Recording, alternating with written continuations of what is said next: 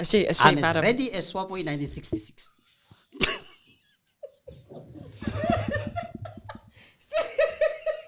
So, welcome to I Laugh Namibia.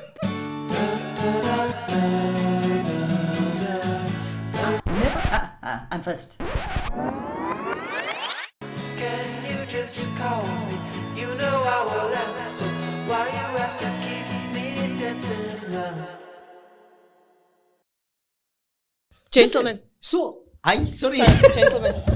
I love that we're talking about shows, but can we talk about the main big show that will be hitting our screens in Namibia? You see, he can't help himself to interrupt. Out of me. So I'm here in studio with Neville Basson and Why is Lazarus his name Jacob. first? I'm so sorry.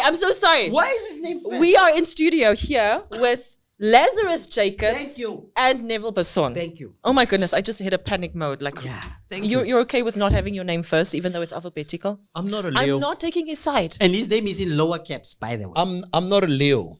Okay, I'm not a Leo.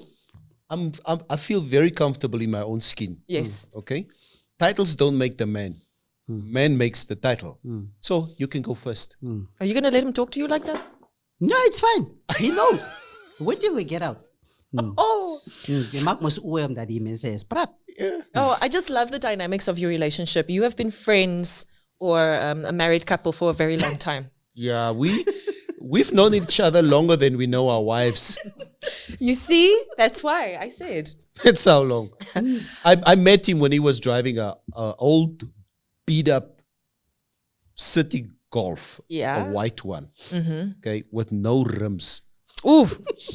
And you know you were colored, okay? Yes. That's a big no. That is a big insult to injury. Yeah. All right. Now, speaking of first, Lazarus, on our road trip that we took for our first few episodes, we went to Etosha, and you were the first one to arrive there from the two of you.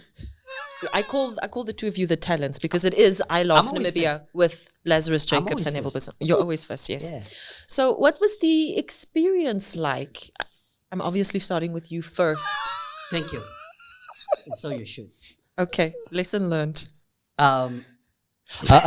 You must understand, Odile. Laz is, Laz has got a strong political flavor to him, and that is how people, sees him. Okay, and you also need to get into character. This is nonsense that you start off an interview without doing the real political rhetoric. You were supposed to tell Odile, well, Odile. It started in 1960. No, Odile. That was a very good question you are asking. Yeah. Actually, no. That's a very good question. Let's first start at the beginning. Since, Neville, you inspired me. We're not going to go all the way back to 1966. Don't worry. No. Okay. But how did I Laugh Namibia actually start? Let's start there, shall we? Yeah, sure. You want me to answer first? I'm looking at you. Oh, okay. Thank you. So you never know. So now she asked me to answer. Can I answer? Okay. This is what happened. So like Neville said, we've known each other since I can remember. It's like 1992, 91. Yeah. We were both working for the NBC. I was a producer. He was a presenter. I'm always first. So that's how our friendship started. Now, ever since we met, we've always been taking these road trips together. You know, sometimes we just wake up. Back in the day when we were both single, not married, we didn't have family responsibilities. We'll get in the car and say, "Where are we going? Let's just drive to Swakop." We'll end up just talking. We won't even stay over in Swakop. We'll just drive back the next day. But you just stop at the service station to buy ration and chips or whatever. And the last time we traveled to the south, and it was part of my 50th birthday. So Neville and I and my brother decided to go down south, and we're just talking rubbish. And I said to Neville, "Look, Neville, how about we record this? You know, Namibia has been going through tough times in terms of tourism and things like that. A lot of Namibians want to know their country. They don't know their country. We want the international community to also see a lighter side of Namibia, because Namibia is more than just giraffes and elephants, and it's also people." And I said, "Look, let's why don't we record this?" And Neville's like, "But I've had this idea for a long time." So we were thinking about exactly the same. You guys And Laz, you know what? Even before that specific road trip, we've been speaking about traveling the country per se for a number of years.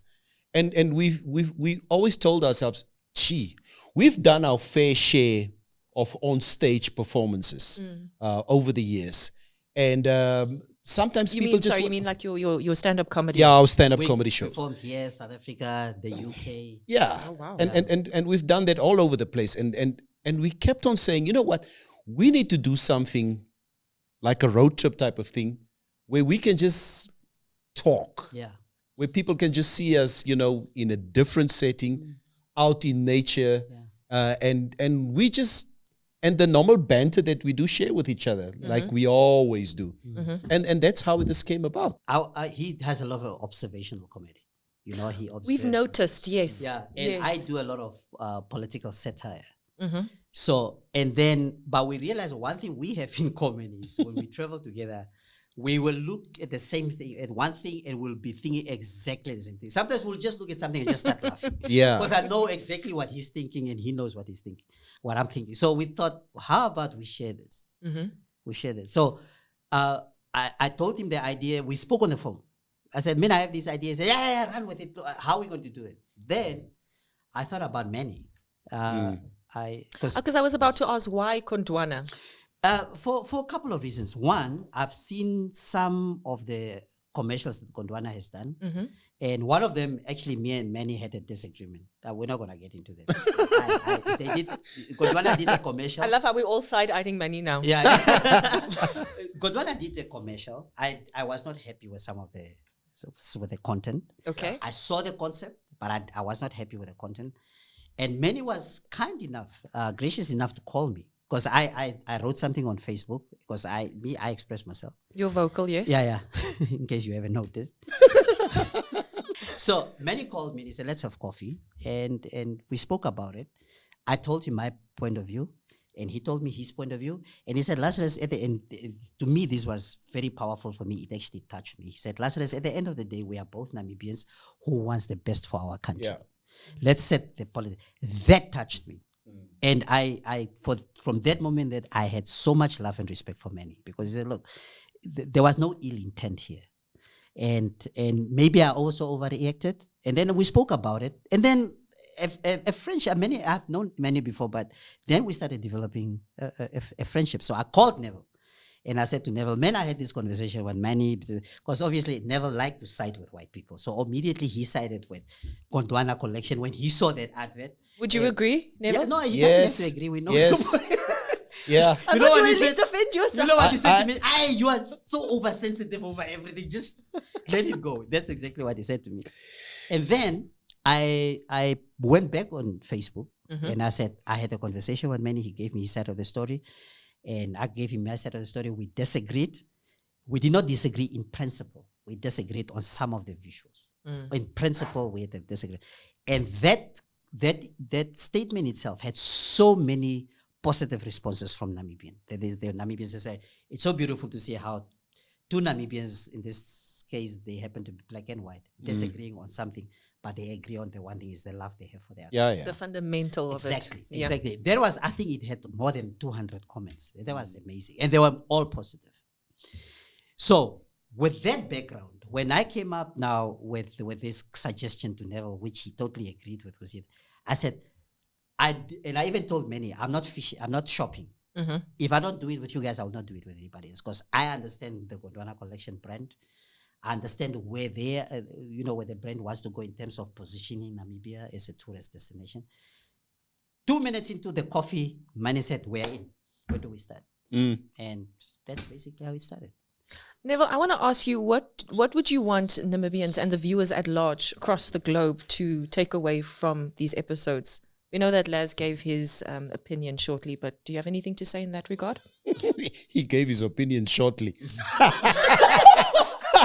In short, Okay, no pun intended. No, zero pun. Odile, you know what? For instance, I haven't been to Etosha in a good 20 years. It's been a while, hasn't it? It's really been a while. And really, you see, there you go again. Okay, sorry. Yeah. don't be lying on TV. Ever. Yeah, okay. I've never been to Etosha. This is my first time, according to Lars, that Ever. I'm going to Etosha. So You must say ever. so really for me, it was very refreshing, just to go and experience this again. There are many Namibians out there who have not seen their own country, Exactly, yes. north, south, east, west. And this is really an opportunity for Namibians to really see Namibia in all its glory. For me, this was a no-brainer when me and Lars started talking about this. And man, we've been talking about this for a number of years. Let's do this. And then again, I mean, my relationship with Manny goes also way back. I remember it's probably well over 10, 12 years ago when Manny contacted me for an event that I was hosting for him here in Bindu. And yes, and I could clearly see that Manny's heart is in the right place.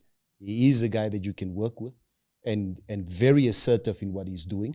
So it was really a no-brainer for me when Lars came up with this and say, yo man, let's do this thing. Let's do it.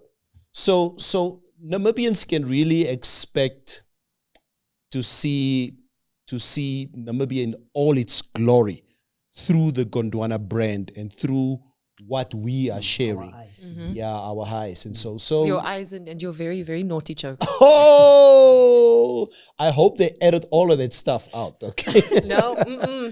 So and then again, Odile, I must say, you know what? You, former Miss Namibia, obviously, I know your parents, okay?